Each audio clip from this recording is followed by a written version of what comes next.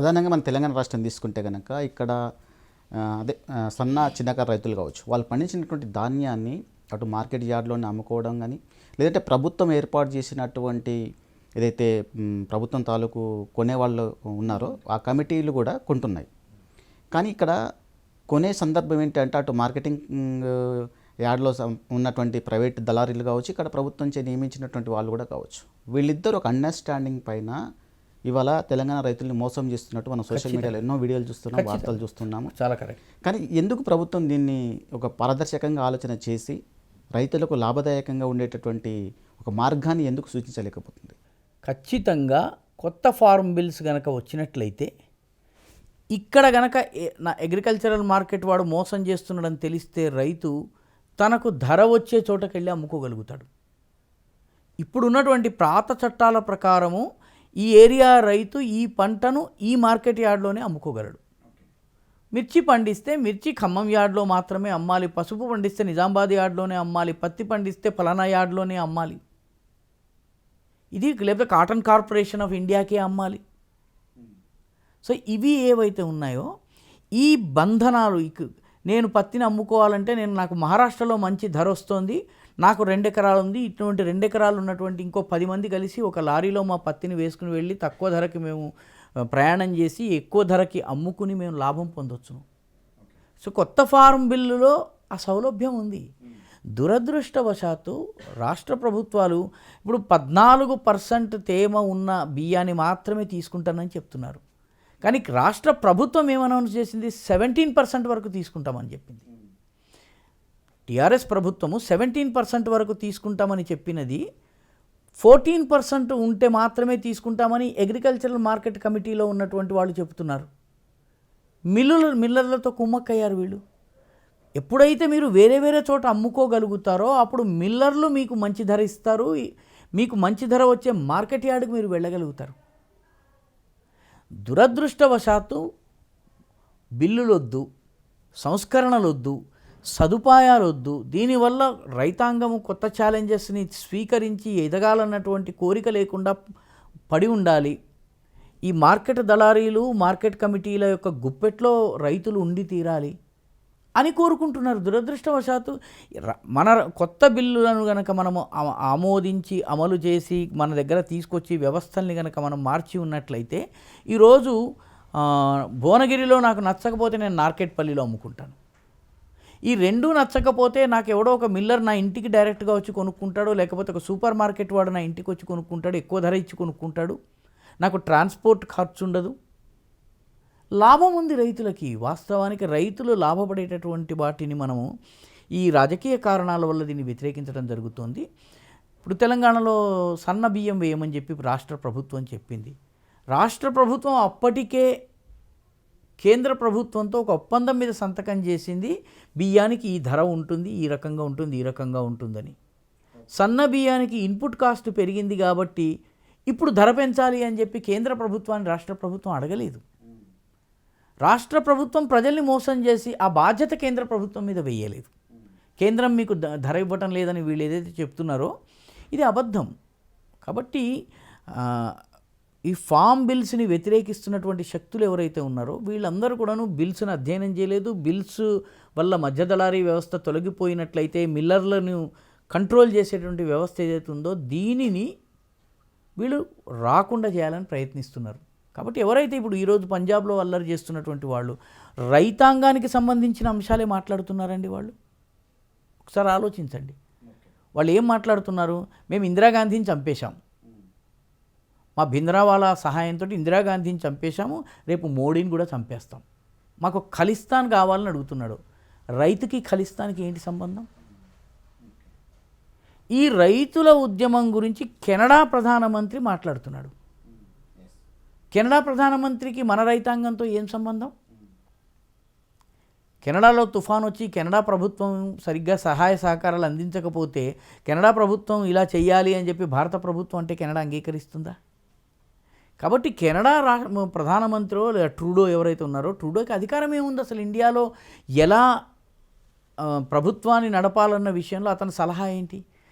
ఎందుకు సలహా ఇస్తున్నాడంటే అతని ప్రభుత్వము ఖలిస్తానీ శక్తులు ఎవరైతే ఉన్నారో, అతని రక్షణ మంత్రి ఖలిస్తానీ, ఆ రక్షణ మంత్రి ఖలిస్తాన్ వాది చైనా కెనడాలో ఉన్నటువంటి వాళ్ళు ఖలిస్తానీ సపోర్టర్స్ ఎక్కువ ఉన్నారు కాబట్టి ఆ ఖలిస్తానీ ఓట్ల కోసము ఆయన రాజీ పడుతున్నాడు. చాలామందికి తెలియని గుర్తుండని విషయం ఏంటంటే ఆ ఖలిస్తానీ డిఫెన్స్ మినిస్టర్ ఇండియాకు వచ్చినప్పుడు పంజాబ్ ముఖ్యమంత్రి ఆయన్ని కలవడానికి నిరాకరించాడు. పంజాబ్ ముఖ్యమంత్రి అమరీందర్ సింగ్ కాంగ్రెస్ పార్టీ, నేను అతన్ని కలవనన్నాడు. ట్రూడో వచ్చినప్పుడు అమృత్సర్కి వచ్చినప్పుడు అమృత్సర్లో అతన్ని నేను స్వాగతించనని చెప్పాడు. ఎందుకంటే ఇతను భారత వ్యతిరేకి, ఖలిస్తానీ మద్దతుదారు, ఇతను యాంటీ ఇండియా అని చెప్పి అన్నాడు అతను. ఈరోజు అదే ముఖ్యమంత్రి అదే ఖలిస్తానీ ఎలిమెంట్లకి వత్తాసు పలుకుతున్నారు. అది దురదృష్టమైనటువంటి విషయం. ఇది రైతాంగం మాత్రమే కాదు, దీని వెనుక దేశ విచ్ఛిన్నకర శక్తులు కూడా ఖచ్చితంగా ఉన్నాయి. ఎందుకంటే రైతుల గురించి మాట్లాడుతున్నటువంటి వ్యక్తి యోగేంద్ర యాదవ్. యోగేంద్ర యాదవ్ రైతు కాదు. రైతుల గురించి మాట్లాడుతున్నది ప్రశాంత్ భూషణ్, రైతు కాదు. రైతుల గురించి మాట్లాడుతున్నటువంటిది ఈరోజు రాహుల్ గాంధీ, రైతు కాదు. రైతుల గురించి మాట్లాడుతున్నటువంటి అతను హర్యానాకు చెందినటువంటి నాయకుడు ఉన్నాడు, కాంగ్రెస్ పార్టీ నాయకుడు, రైతు కాదు. రైతుల గురించి మాట్లాడుతున్నవాడు ఖలిస్తానీ సంస్థలు మాట్లాడుతున్నాయి. భారతదేశం నుంచి పంజాబ్ను వేరు చేయాలనే వాళ్ళు మాట్లాడుతున్నారు. కాబట్టి దాన్ని అనుమానించాల్సినటువంటి అవసరం ఉంది. ఇది ఒక కెనడా ప్రధానమంత్రి మాట్లాడుతున్నాడు. How can Canada prime minister speak about it? అతనికి ఏ జ్యూరిస్డిక్షన్ ఉంది, ఏ అధికారం ఉంది? కాబట్టి ఇవన్నీ కూడాను మనం దృష్టిలో ఉంచుకోవాలి. రాష్ట్ర ప్రభుత్వం కూడా తన తప్పిదాలను కేంద్రం మీద వేసే ప్రయత్నం చేస్తోంది. వాస్తవానికి రాష్ట్ర ప్రభుత్వం ప్రజలందరినీ సన్నబియ్యం పండించమని చెప్పింది వితౌట్ గివింగ్ దమ్ గ్యారంటీ. ఈరోజు వాళ్ళు అమ్ముకుందామంటే వాళ్ళకి నష్టం వచ్చే పరిస్థితి. ఎవరు బాధ్యులు దీనికి? రాష్ట్ర ప్రభుత్వం బాధ్యులు. రాష్ట్ర ప్రభుత్వం ఇప్పుడు చేతులు దులుపుకుని కేంద్రం మీద దులిపేయడానికి ప్రయత్నం చేస్తోంది. రైతాంగ బిల్లుల్ని అడ్డంగా చూపించడానికి ప్రయత్నిస్తోంది. ఇది అబద్ధం, ఇది తప్పు. ఈ రకమైన పద్ధతుల ద్వారా తాత్కాలిక రాజకీయ లాభం జరుగుతుంది, కానీ దేశానికి తీరని నష్టం జరుగుతుందండి. ప్రధానంగా వ్యవసాయ రంగం తీసుకుంటే కనుక దేశంలోని అత్యంత ప్రధానమైనటువంటి జీవనాధారం ఉన్నటువంటి రంగం వ్యవసాయ రంగం.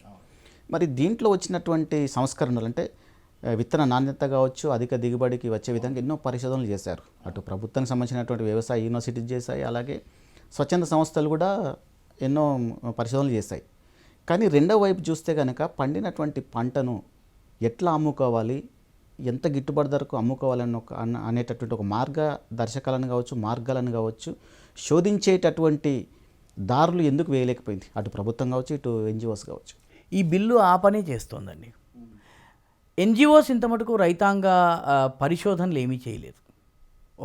వ్యవసాయ సంస్థలు ఏవైతే ఉన్నాయో భారత ప్రభుత్వానికి చెందినటువంటి వ్యవసాయ విభాగము, అగ్రికల్చరల్ యూనివర్సిటీసు, ఎక్స్టెన్షన్ సెంటర్సు ముఖ్యంగా ఇవి పరిశోధనలు చేస్తున్నాయి. Extension centres lab to land అంటే పరిశోధనశాలలో వచ్చినటువంటి ప్రయోగ ఫలితాలను రైతులకు సేద్యం చేసే సమయంలో సహాయం చేసేందుకు ఎక్స్టెన్షన్ డిపార్ట్మెంట్ పనిచేస్తుంది. ఒక సువిస్తృతమైనటువంటి ఎక్స్టెన్షన్ డిపార్ట్మెంట్ దేశవ్యాప్తంగా ఉంది. క్రమేపీ గత ప్రభుత్వాలు దాన్ని బలహీనం చేసినాయి. కానీ ప్రైవేటు రంగంలో వ్యవసాయ పరిశోధనలు పెద్దగా జరగటం లేదు. ఎన్జిఓస్ అసలు చేయటం లేదు.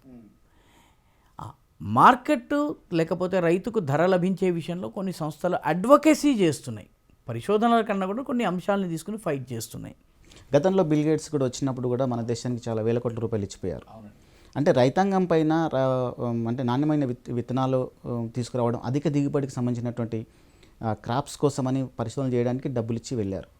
కానీ ఇదొక వైపు చూస్తే కనుక రెండవ వైపు ఏంటంటే అసలు పండిన అధిక దిగుబడిని ఎట్లా మార్కెట్ చేసుకోవాలన్న దాని మీద ఎందుకు పరిశోధన జరుగుతలేవు ఇప్పటికీ? వీటికి పరిశోధనలు అవసరం లేదండి. వీటికి మీకు చిన్న ఉదాహరణ ఇస్తాను. గ్రామాల్లో ఇళ్లలో కరివేపాకు చెట్లు ఉంటాయండి. కరివేపాకు చెట్టు ఏదైతే ఉందో ఈ కరివేపాకు చెట్టుకి వ్యాపారి వస్తాడు. వచ్చి ఏమంటాడు, మీ కరివేపాకు చెట్టు నేను తీసుకుంటాను, దీనిలో ఎంతైతే ఆకు వస్తుందో ఇది నేను తీసుకుంటాను, మీకు ఒక 10% ఇస్తాను, మిగతాది నేను తీసుకుంటాను, 3 సార్లు ఇలాగ వచ్చి నేను దాన్ని కోత కోసుకుని వెళ్ళిపోతాను ఆకుల్ని, మీకు ఇంత ఇస్తాను అంటాడు. రైతు బేరం ఆడతాడు అతనితో. బేరం ఆడి ఇతను 100 ఇస్తా అంటే నాకు 120 కావాలంటాడు. అతను 120కో 110కో ఒప్పందం జరుగుతుంది. ఈ కరివేపాకు కానీ ఇటువంటి పువ్వులు కానివ్వండి, లేకపోతే చిన్న చిన్న పంటలు కానీ ఇంటి దగ్గరకు వచ్చి కొనుగోలు చేసి వెళ్ళడం వల్ల రైతుకు లాభం వస్తుందా, నష్టం వస్తుందా? రైతుకు లాభం వస్తుంది. ఎందుకంటే రైతు ప్రైస్ తాను బార్గెన్ చేయదలుచుకున్నాడు. నాకు 3 కరివేపాకు చెట్లు, 4 పోక చెట్లు, 2 అరటి చెట్లు ఉన్నాయి, వీటి గెలల్ని వీటిని నేను ఒకడు వచ్చి నా మార్కెట్ నుంచి నా దగ్గరకు వచ్చి కొనుగోలు ఇప్పటికీ జరుగుతున్నది. ఇది చాలా గ్రామాల్లో జరుగుతుంది. ప్రభుత్వ ప్రమేయం లేదు, మధ్యదళారీ లేదు, నేరుగా కొనుగోలుదారు వస్తాడు, డబ్బులు ఇస్తాడు, కండిషన్ల మేరకు తీసుకెళ్తున్నాడు. పెద్ద కంపెనీలు వచ్చి ఇదే చేసినాయి అనుకోండి, ఒక మన ఒక ఉషోదయ మార్కెట్ కానివ్వండి, లేకపోతే ఇంకొక సూపర్ మార్కెట్ కానీ వాళ్ళు వచ్చేసేసి నీ పొలంలో పండుతున్నటువంటి పంటను నేను ఈ రేటుకి ఇంత కొంటాను, ముందు నీకు ఇంత ఇస్తున్నాను వ్యవసాయం చేసుకోవడానికి, తర్వాత నేను నీకు ఇంత ఇస్తాను, నువ్వు నాకు ఇంత ఇవ్వాలి, ఈ నాణ్యతకు చెందినటువంటి బియ్యం నువ్వు ఇవ్వాలి, ఈ నాణ్యతకు చెందినటువంటి నువ్వు ఇవ్వాలి అని చెప్పినట్లయితే రైతుకు అందులో లాభం ఉంది. సో రైతు ఆల్రెడీ చింత చెట్ల విషయంలో, కరివేపాకు విషయంలో, పోక చెట్ల విషయంలో, అరటి చెట్ల విషయంలో ఎంఎస్పీలు లేవు, ప్రభుత్వం యొక్క ప్రమేయం లేకుండా ప్రైవేటు వాళ్ళతో చేసి డబ్బు పొంది లాభపడుతున్నప్పుడు, గుడ్లు అమ్ముకుంటున్నప్పుడు, పౌల్ట్రీ అమ్ముకుంటున్నప్పుడు, తన యొక్క పశు సంపదని అమ్ముకుంటున్నప్పుడు, కొనుగోలు చేస్తున్నప్పుడు, మేకపాలు అమ్ముతున్నప్పుడు, ఈ గుడ్లు అమ్ముకుంటున్నప్పుడు ప్రభుత్వ ప్రమేయం ఉందా? ప్రభుత్వ ప్రమేయం లేకుండా డైరెక్ట్గా మార్కెట్ తోటి, కొనుగోలుదారుతో ఒప్పందం చేసుకుని అతను రైతు అమ్ముతున్నాడు కదా, లాభం పొందుతున్నాడు కదా. ఇదే పంటకి కూడా ఎక్స్టెండ్ అయిందనుకోండి, రైతుకు లాభం వస్తుందిగా. కాబట్టి ఆల్రెడీ మార్కెట్లో అనేక పద్ధతుల్లో రైతు వ్యవసాయం చేస్తున్నాడు, లాభం పొందుతున్నాడు. ఇప్పుడు మిగతా ఏవైతే ఉన్నాయో వాటికి కూడా ఇదే పద్ధతిని ఎక్స్టెండ్ చేసి ముందస్తుగా హాఫ్ మనీ వచ్చి, తరువాత హాఫ్ మనీ వచ్చి, వాడు మన పొలం గేట్ దగ్గరకు వచ్చి మన పొలం నుంచి వాడు తీసుకుని వెళ్ళినట్లయితే, ఫార్మ్ గేట్ ప్రైజ్ అంటాము, అక్కడి నుంచి తీసుకువెళ్ళినట్లయితే రైతుకు లాభం ఉంది. రైతు మార్కెట్ యార్డ్ దాకా వెళ్ళాల్సిన అవసరం లేదు, నేనే కొనుక్కోవడానికి నీ దగ్గరకు వస్తా అన్నప్పుడు రైతుకు నష్టం ఏంటి? కాబట్టి ఇది మనము ఆలోచించాలి.